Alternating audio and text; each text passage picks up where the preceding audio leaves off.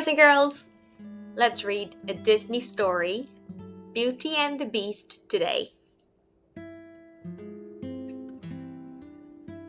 Once upon a time, a young prince lived in a giant castle. One cold night, an old beggar arrived and offered him a rose in return for shelter. He sneered at her gift and turned her away. Suddenly, she transformed into a beautiful enchantress. Then, she turned the prince into a hideous beast. The enchantress also changed the castle servants into enchanted objects. Then she left behind a magic mirror and the rose. For the spell to be broken, the prince would have to fall in love and earn that person's love in return before the last petal fell. In a small village nearby lived a beautiful young woman named Belle. As she entered the town bookstore, the owner gave her a book as a gift. "It's my favorite! Far off places, daring sword fight, magic spells, a prince in disguise. Oh, thank you very much." Belle rushed outside, reading as she walked. Soon, a hunter named Gaston walked up to her. He grabbed the book from her hands. "It's about time you got your nose out of those books and pay attention to more important things like me." Then Gaston's friend Fu approached. He began to insult Belle's father, Maurice, who was an inventor. "My father's not crazy, he's a genius." Then Belle ran toward his father's cottage. When Belle got home, she told her father that the house people were making fun of him. "Don't worry, Belle, my invention's going to change everything for us." Maurice was hoping to sell his latest creation at the town fair. He hopped on his horse, Philip, and headed into town. But Maurice got lost, and he and Philip ended up in a dark, misty forest. All of a sudden, a pack of wolves surrounded them. Philip reared and ran away. Terrified, Maurice raced through the forest with the wolves right behind him. When he reached the tall gate, he opened it and dashed inside. Then he slammed it shut on the angry wolves. Belle's father looked up and saw a huge castle. He walked up to the front door and knocked. "Hello? I've lost my horse and I need a place to stay for the night." "Of course, monsieur, you're welcome here."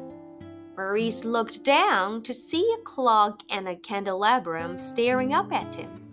"This is impossible. Why? You're alive."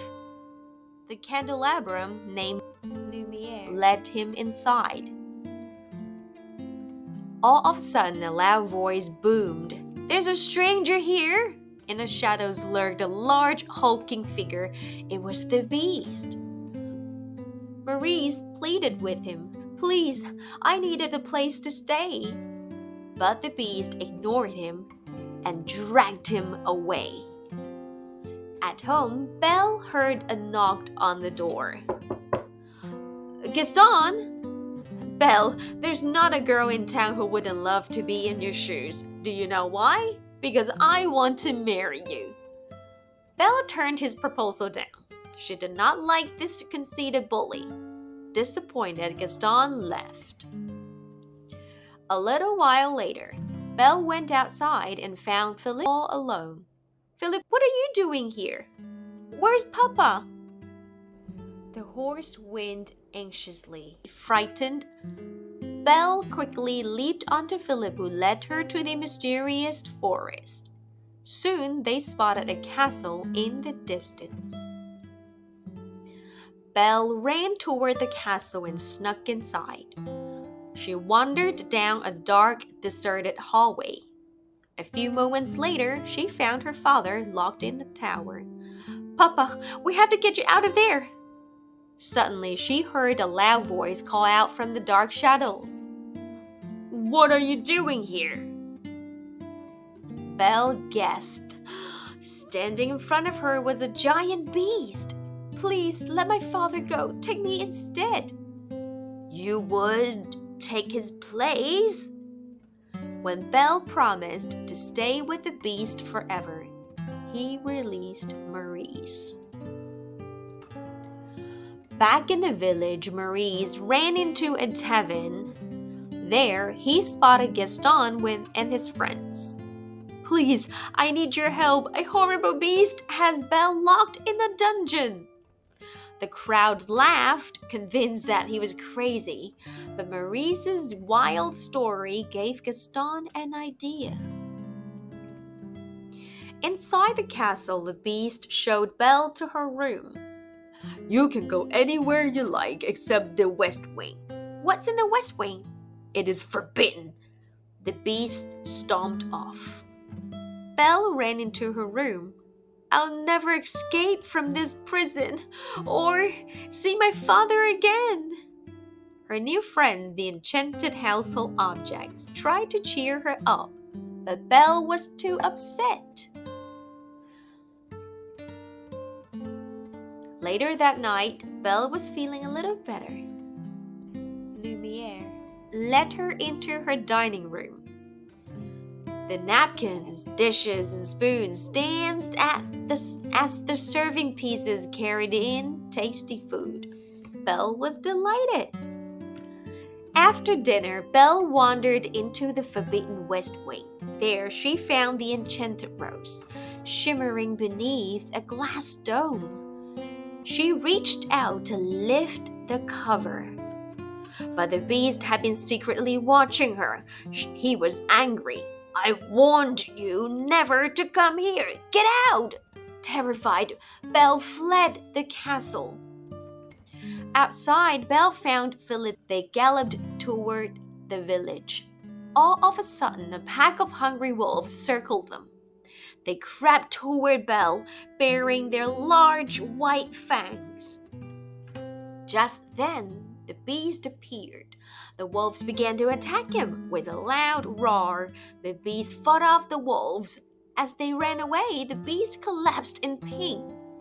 Belle knew it was her chance to escape, but she could not leave him. "Here, lean against Philip. I'll help you get back to the castle." When they returned, Belle tended to the beast's wounds and thanked him for saving her life. The beast smiled.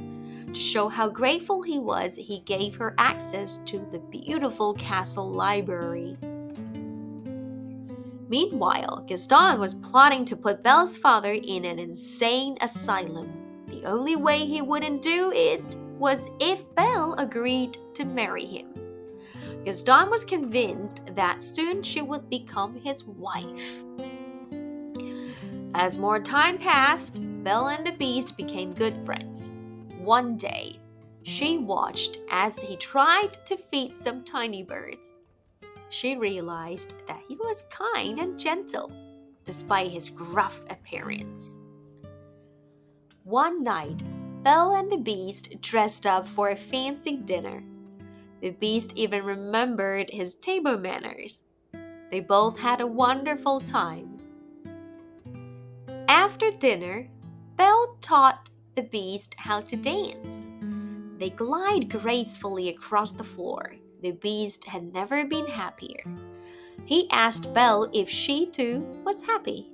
"Yes, I only wish I could see my father. I missed him so much." "There is a way." Moments later, the Beast brought Belle the magic mirror. When she wished to see her father, Maurice appeared in the glass. He was lost in the woods. The Beast saw the unhappy look on Belle's face. He decided to let her go, even if it meant he would never be human again. He handed Belle the mirror. "Take it with you, so you'll always have a way to look back and remember me." Soon, Belle found her father, but moments later, A group of men grabbed Maurice to take him away.